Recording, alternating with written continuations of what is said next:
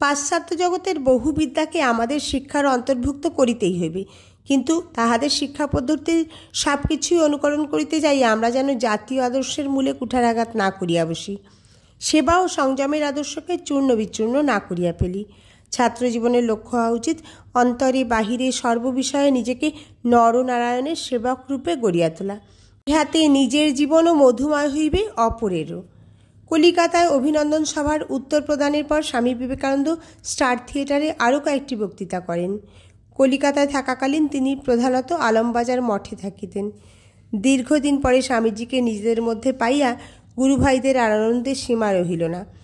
নিষ্কামভাবে ঈশ্বর জ্ঞানী মানব সেবাকেও জপ, ধ্যান প্রভৃতির মতোই ধর্ম সাধনার একটি অঙ্গরূপে গ্রহণ করিয়া শ্রীরামকৃষ্ণের অভিপ্রেত যে সন্ন্যাসী সংঘ গড়িয়া উঠিয়াছিল, অতি উচ্চ আধ্যাত্মিকতার অধিকারী গুরুভাইদের প্রেরণা দিয়া কাজে নামাইয়া স্বামীজি যাহা গড়িয়া তুলেছিলেন, এখন সেই সংঘকে সুপ্রতিষ্ঠিত ও সুনিয়ন্ত্রিত করিবার কাজে তিনি মনোনিবেশ করিলেন। শ্রীরামকৃষ্ণদেবের সন্ন্যাসী ও গৃহস্থ ভক্তদের লইয়া 1897 খ্রিস্টাব্দের 1 মে স্বামীজি রামকৃষ্ণ মিশন নামে একটি সাধারণ সমিতি গঠন করিলেন। তিনি নিজেই ইহার প্রেসিডেন্ট হইলেন।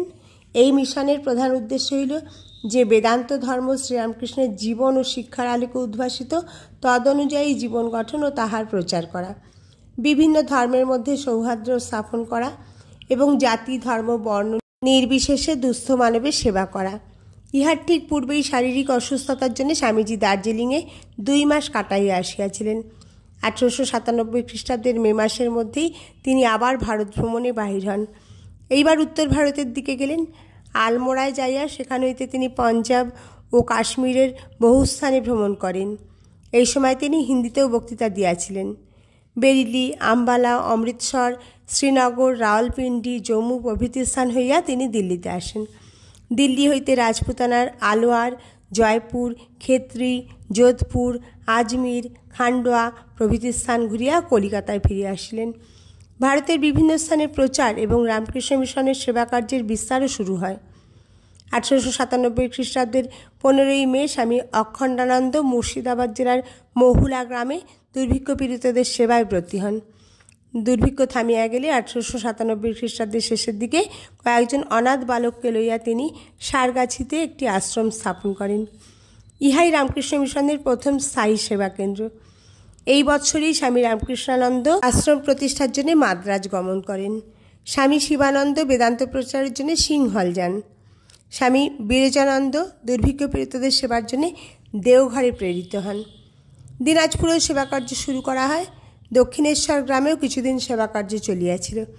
1898 খ্রিস্টাব্দের 23 ফেব্রুয়ারি স্বামীজির অনুগত ভক্ত ইংল্যান্ডবাসী মিস হেনরিয়েটা এফ মুলার ও আমেরিকাবাসী মিসেস ওলি বুলের অর্থ সাহায্যে কলিকাতার নিকটবর্তী বেলুড়ে গঙ্গা তীরে মঠ বাড়ি নির্মাণের জন্য জমি কেনার বায়নাপত্র নিষ্পন্ন হয়।